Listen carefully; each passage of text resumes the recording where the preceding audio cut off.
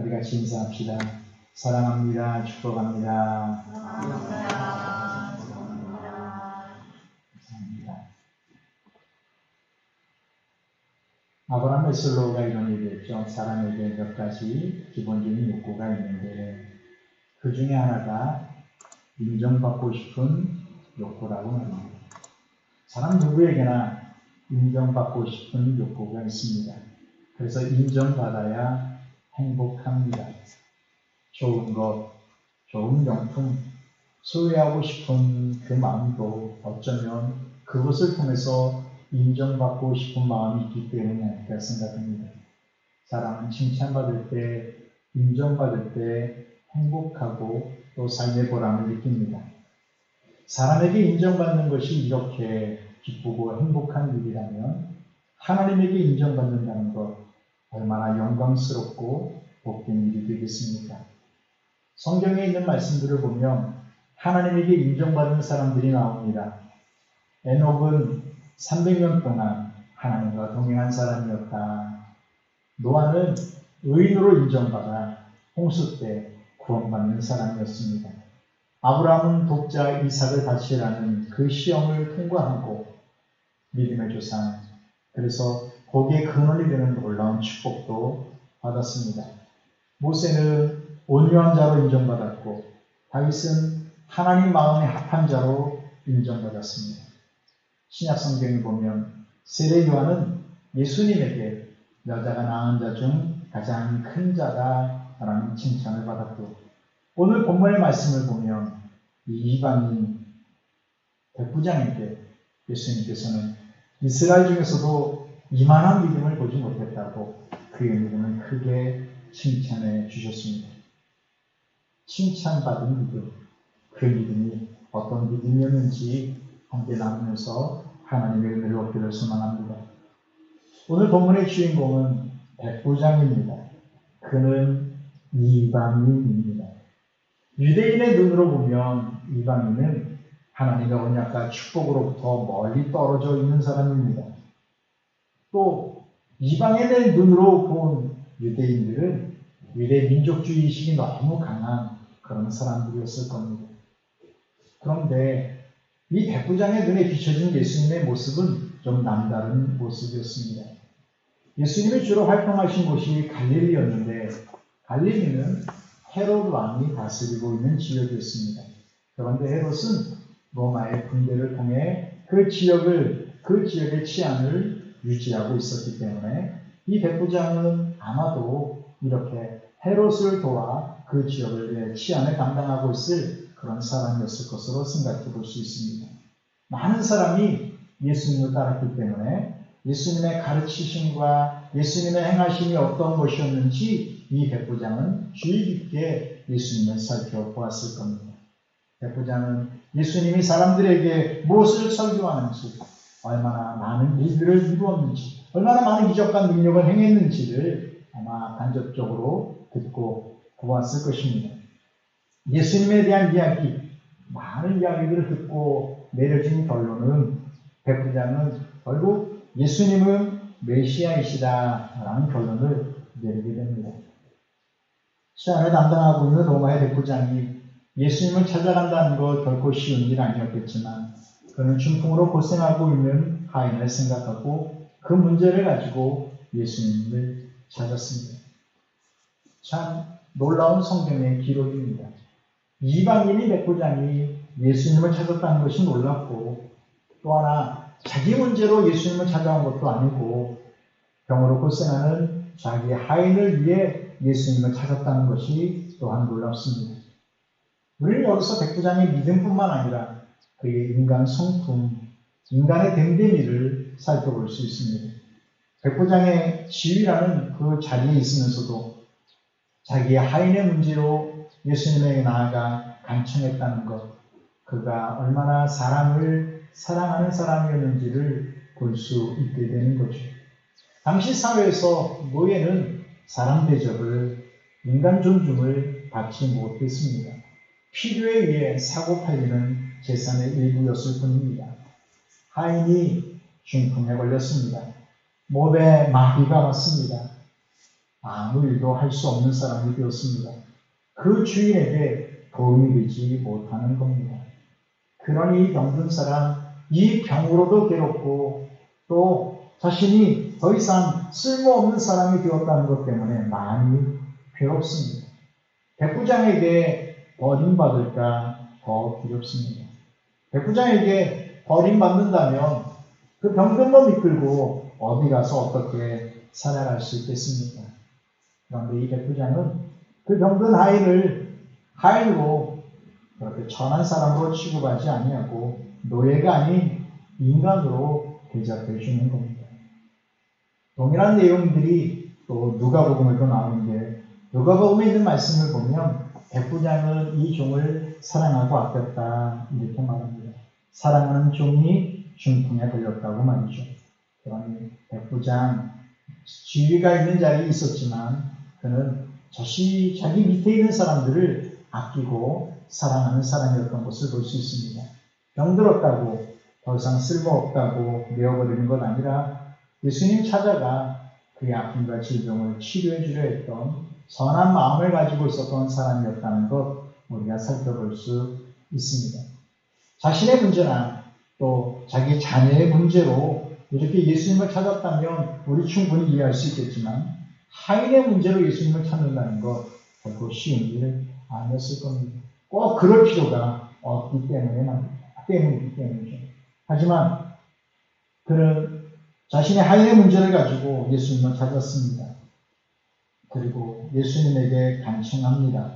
내 하인이 병들어서 고통 속에 있습니다. 이렇게 말이죠.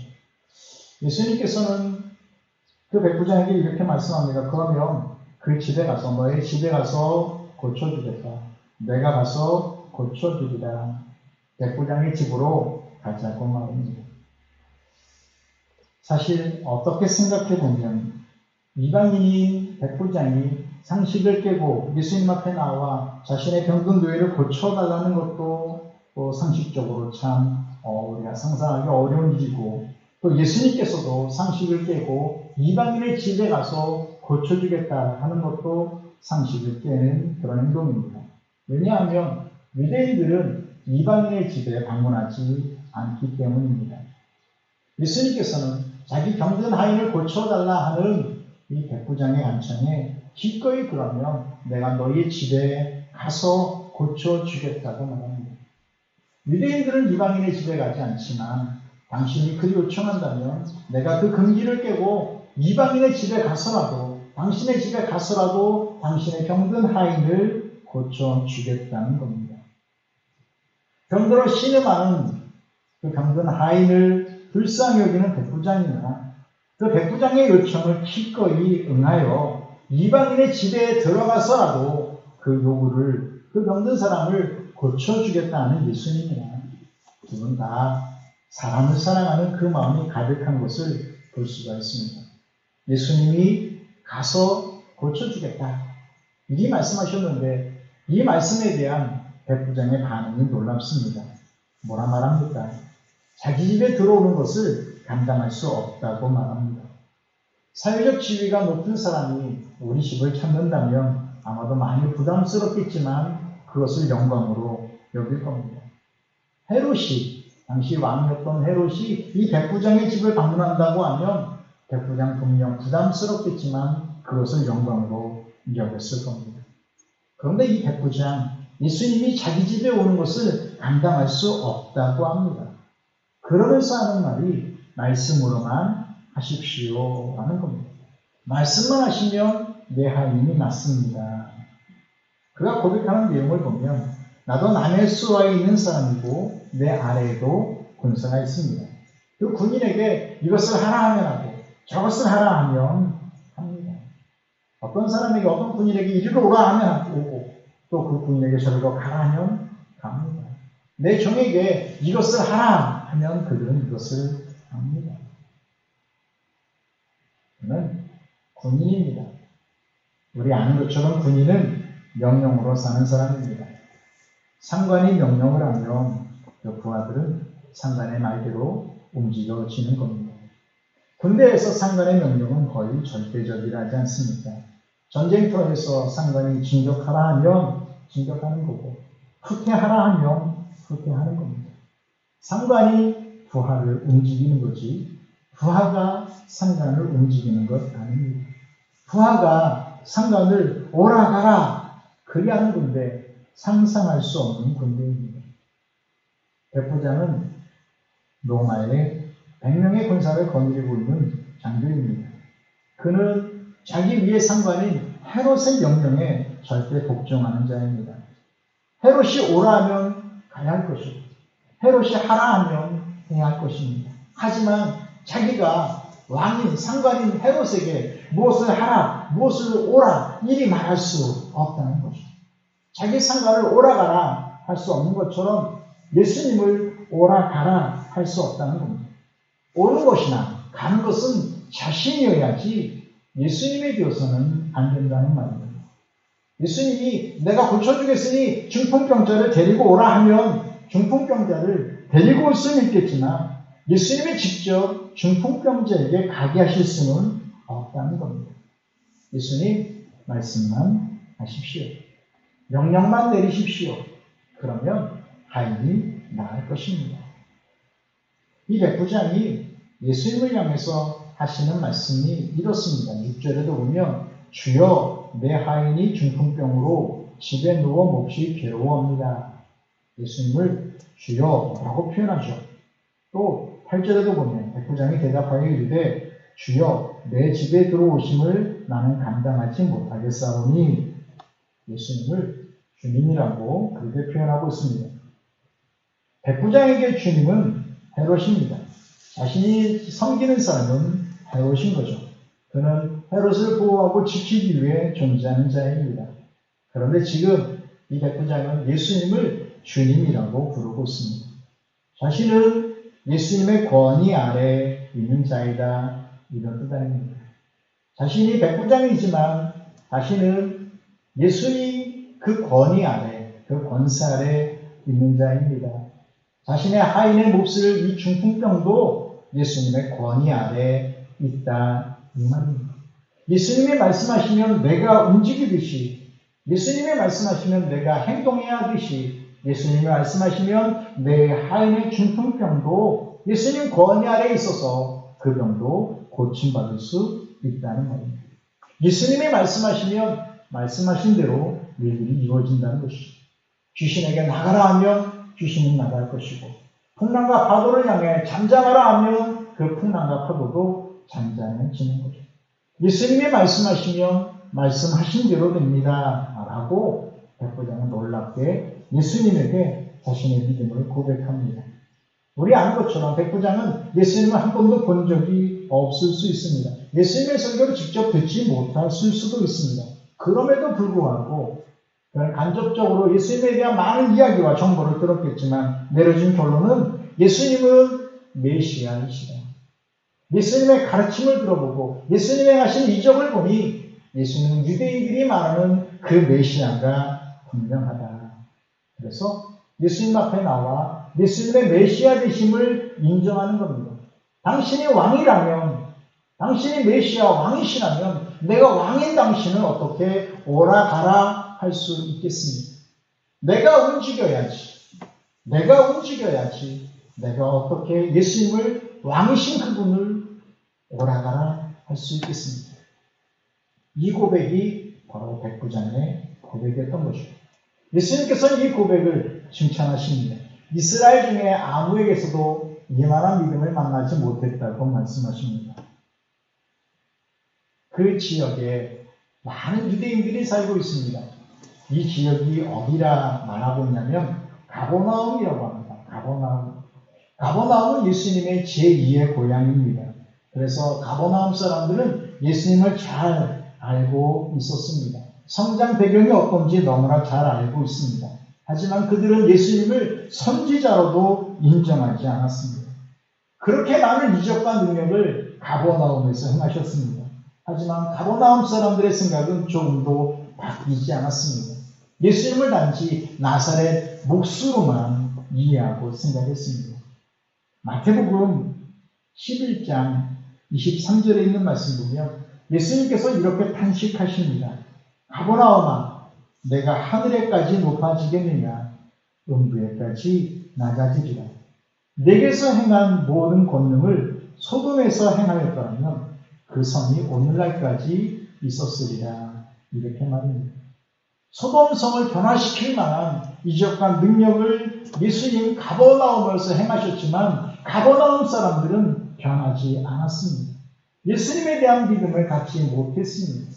소돔에서 그와 같은 일들이 있었다면 소돔 사람들은 벌써 예수님 행하신 이적과 그 가르침을 듣고 회개하고 죄로 자신의 머리를 두르고 그렇게 하나님 앞에 절제하게 회개하는 일들이 있었을 것이라고 말합니다.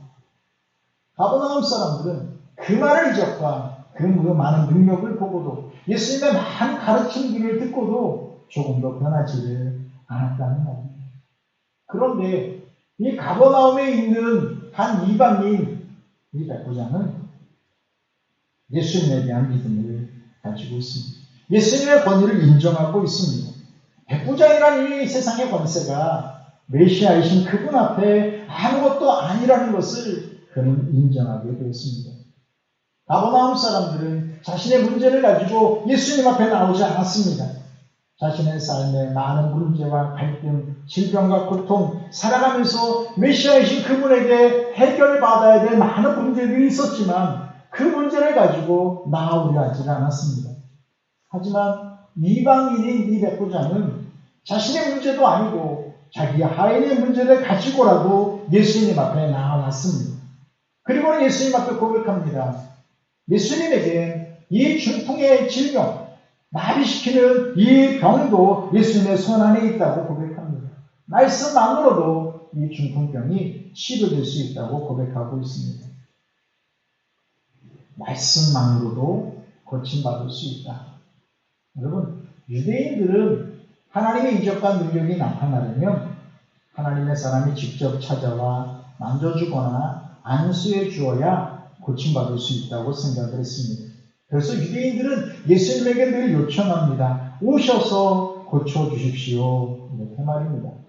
요한복음에 있는 말씀 보면 왕의 신하입니다. 그러니까 이 헤롯 왕의 신하였던 것 같습니다. 그 왕의 신하가 예수님에게 요청합니다. 내 아들이 죽어가고 있습니다. 오셔서 고쳐주십시오. 이렇게 말이죠. 회당장 야이로의 딸이 죽어가고 있습니다. 야이로는 예수님 앞에 와서 엎드립니다. 예수님 오셔서 그 아이의 손을 얹어 주십시오. 그러면 그 아이가 살아날 것입니다. 수많은 병자들이 예수님의 옷이라도 만지기를 원했습니다. 예수님이 만져주시기를 간절히 소망했습니다. 왜냐하면 그리하면 하나님의 능력과 기적이 자신에게 일어날 것을 믿었기 때문이었습니다. 그런데 백부장은 굳이 예수님이 오셔서 그 병자에게 손을 얹지 않아도 안수하지 않아도 그 중풍병이 고침받을 수 있다고 말합니다. 예수님 말 한마디면 된다고 말하고 있습니다. 예수님 말씀만 하십시오. 명령만 하십시오. 예수님은 메시아이시니 어느 땅의 주인이시니 말씀만 하셔도 그가 고침받을 수 있습니다. 이런 백부장의 고백을 들으시고 예수님 놀라운 말씀을 하고 계십니다. 동서로부터 많은 사람이 와서 아브라함과 이삭과 야곱과 함께 천국에 앉을 것이다. 하지만 그 나라의 본 자손들은 어두운 데로 쫓겨나 슬피 울며 이를 갈게 될 것이다. 이렇게 말입니다. 누가 천국의 자리에 앉는다고 말합니까? 동서로부터 많은 사람들이 와서 천국의 영광스러운 자리에 앉게 될 것이라고 말합니다. 이 사람들은 동서로부터 먼 곳에서 온 사람들이니 유대인들이 결코 아니었을 겁니다. 하지만 그들은 천국의 주인공이 되었습니다. 이들은 예수님이 메시아이심을 믿고 고백하는 사람들입니다. 예수님이 메시아이셔서 자신의 아픔과 눈물과 삶의 모든 갈등들을 치료하시는 전능하신 하나님의 메시아이심을 믿고 고백하는 그 사람들, 그들이 천국의 주인공이 될 거라고 말합니다. 아브라함과 이삭과 야곱과 함께 비스듬히 앉을 것이라 했습니다. 앉는다는 말은 유대인들이 식사할 때 이렇게 비스듬히 누워있는 모습을 말하고 있습니다. 천국잔치에 참석한다는 말입니다. 하지만 본래 그 천국에 예비되어 있었던 그 사람들은, 곧 나라의 백성들은 바깥 어두운 데로 쫓겨나 슬피 울며 이를 감이 있으리라고 말씀해 주고 있습니다. 바깥 어두운 데로 쫓겨났습니다. 빛이 없는 곳입니다. 소망도 없는 곳입니다. 절대 어둠의 장소입니다. 가장 비참한 곳입니다. 거기서 슬피 울며 이를 갈게 되리라 했습니다. 그들에게 비극이 임했는데 그 분노와 절망으로 이를 갈게 될 것이라고 말합니다. 왜 슬피 울며 이를 갈겠습니까? 하나님 나라에 가장 가까이 있었는데 그 기회를 살리지 못했기 때문이 아닙니까? 당연히 천국에 들어갈 줄 알았는데 천국 문 앞에서 불합격당한 것 아닙니까? 예수님을 잘 안다고 생각했는데 사실 예수님을 너무나 잘 몰랐습니다. 예수님이 어린 시절 잘 안다고, 예수님이 공생애를 시작하기 전 그 삶을 잘 안다고, 예수님의 친척도 알고 예수님의 형제와 예수님의 어머니도 잘 알고 있다고 이들은 생각을 했습니다. 하지만 그 알은 예수님의 인간적인 나사렛 몫으로만 그들은 예수님을 알고 있었습니다. 예수님을 메시아로 그들은 알지 못했습니다. 예수님의 행하시는 이적과 능력을 보았고 예수님이 가르치시는 말씀을 들었지만 그런 이적과 능력과 예수님의 가르침을 보고 듣고도 예수님은 메시아로 믿지 못했습니다. 하나님 나라에 가장 가까이 있었지만 사실 보니 하나님 나라로부터 참 멀리 떨어져 있었습니다. 예수님 말씀을 통해 천국은 단지 아브라함의 후손이라고 들어가는 것이 아니라고 말씀해 주고 있습니다. 아브라함의 자손이라고, 유대인이라고 단지 혈통으로 하나님 나라 천국잔치에 들어가는 것 아니라고 했습니다. 예수님을 메시아로 인정하는 그 사람, 유대인이든 이방인이든 그들이 하나님 나라 천국잔치에 참여하는 거라고 말씀해 주고 있죠. 예수님이 누구이십니까? 여러분은 예수님을 누구라고 인정하고 있습니다. 여러분이 알고 있는 예수님은 이방인 백부장처럼 알고 있는 겁니까? 아니면 가버나움 사람처럼 예수님을 알고 있는 겁니까? 저와 여러분에게 예수님은 어떤 분이십니까?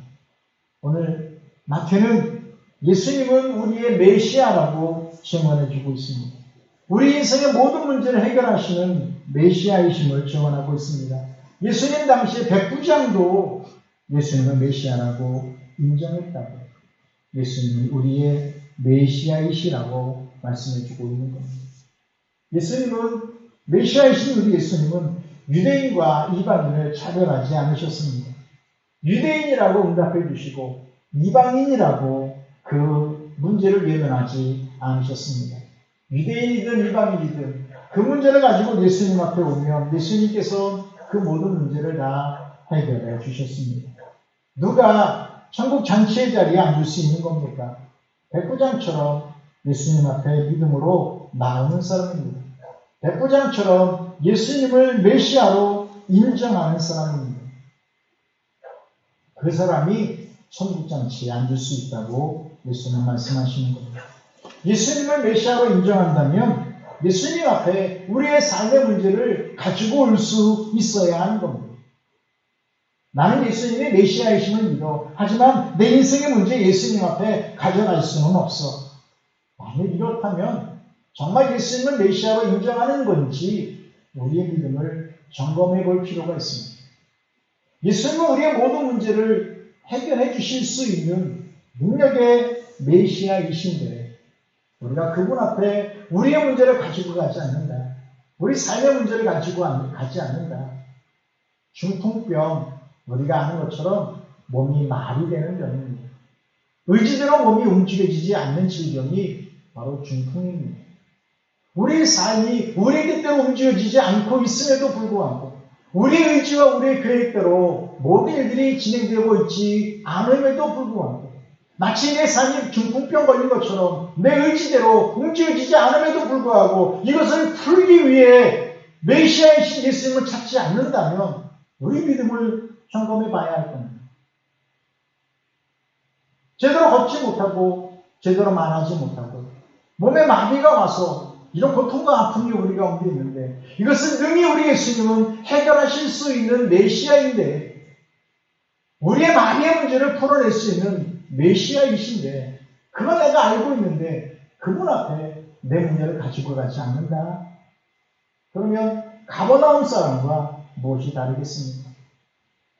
오늘 저와 여러분의 믿음이 가버나움 사람 같은 그런 예수님에 대한 암과 지식이 아니라 백부장 같은 이만한 믿음을 만나지 못했다고 칭찬해주셨던 이 믿음의 모습으로 저와 여러분의 믿음이 세워지고 만들어져야 되는 줄 믿습니다. 예수님께서 백부장의 그 아름다운 믿음의 모습을 보시고 말합니다. 내 믿음대로 될지어다.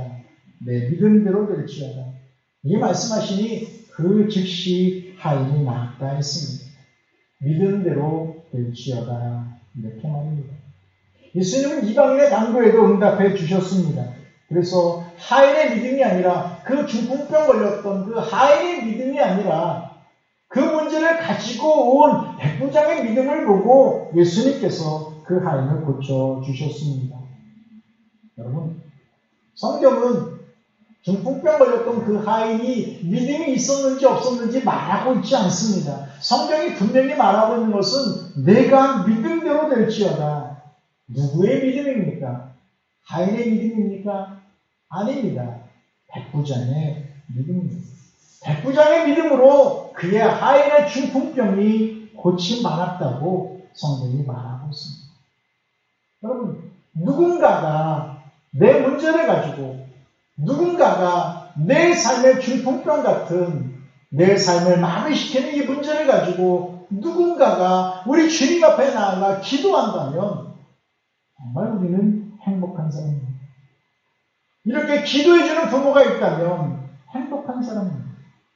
부모가 우리의 문제를 가지고 하나님 앞에 눈물로 우리 자녀의 그 중풍의 문제, 자신의 의지와 뜻대로 되지 않는 문제를 해결해 주십시오 라고 눈물로 기도하는 부모가 있다면 행복한 사람입니다. 여러분이 여러분의 자녀의 문제를 가지고 하나님 앞에 나아가 우리 자녀의 중풍의 문제, 자녀들이 꿈을 이루고 뜻을 이루기를 원하지만 마비된 것 같아 자신의 의지대로 되지 않는 문제 풀어주십시오 라고 우리 예수님 앞에 기도한다면 여러분의 자녀는 복된 자녀입니다. 오늘 예수님께서 백부장의 믿음을 보고 그 하인의 중풍병을 고쳐주셨습니다. 그러니 오늘 우리가 하나님 앞에 믿음으로 가서 고백하면 우리가 예수님 앞에 나아가 예수님의 메시아이시니 인생의 문제를 풀어주실 수 있는 메시아이시니 우리의 마비의 문제, 우리 자녀의 마비의 문제, 우리 사업이 마비되는 것 같은 이 문제 풀어주십시오. 해결해 주십시오. 기도하고 그 은혜를 맛보게 되는 것 얼마나 귀하고 복 있는 일인지 모르겠습니다. 여러분, 누군가를 위해서 기도하십니까? 여러분, 누군가가 여러분을 위해서 기도해 주십니까? 가장 행복한 사람입니다. 어쩌면 우리의 자녀들은 스스로 잘나서 잘 되는 줄 알지 모르겠습니다만 그 뒤에 부모의 눈물의 기도가 있다는 것 잊지 말아야 할 겁니다. 오늘 기도하는 아내가 있고 기도하는 남편이 있습니까? 세상에서 복된 사람입니다. 불신 남편이라 할지라도 그렇게 사랑하는 아내의 눈물의 기도를 통해 그 가정이 회복되고 하나님의 축복을 누린다면 복 있는 일입니다. 백부장의 믿음은 그의 하인을 고쳤습니다. 우리의 믿음의 기도는 우리와 우리 자녀와 우리가 사랑하는 사람들의 삶의 문제를 해결하고 그 마비를 풀어내는 능력이 되는 줄 압니다. 오늘 귀한 말씀 보면서 이 백부장의 믿음과 인격을 배울 수 있기를 바랍니다. 그의 믿음은 그의 하인을 고쳤습니다. 그의 인격은 병든 사람이라도 쓸모없어 보이는 하인이어도 존중해주고 아껴주는 그런 사람을 사랑하는 사람이었습니다. 백부장의 겸손은 정말 예수님 앞에 자신을 낮출 줄 아는 그런 사람이었습니다. 그러니 오늘 예수님께서 내 믿음대로 될지어다 라고 말씀해 주시는 것처럼 오늘도 하나님 앞에 올라와 예배하고 기도하는 우리에게 예수님이 이렇게 말씀해 주시기로 소망합니다. 내 믿음대로 될지어다. 내 믿음대로 될지어다. 이렇게 말합니다. 그래서 우리의 믿음도 예수님이 인정해 주시는 그 아름다운 믿음이 꼭 나타나게 되길 바랍니다. 하나 더 우리 마음속에 새겨야 될 것이 있다면, 오늘 말씀 속에서 백부장의 믿음보다 더 중요한 것 하나 있다면 예수님에 대한 믿음입니다. 마태가 강조해주고 싶은 것은 백부장의 믿음보다는 예수님이 어떤 분이신지를 보여주고 싶은 겁니다. 예수님이 어떤 능력이 있는지를 알려주고 싶은 겁니다. 백부장처럼 큰 믿음 안 해도 좋습니다. 예수님이 우리의 메시아라면, 예수님이 우리의 메시아이심을 믿는다면 내 삶의 크고 작은 문제들 주님 앞에 가지고 나가지 않을 이유가 없습니다. 가지고 가야 합니다.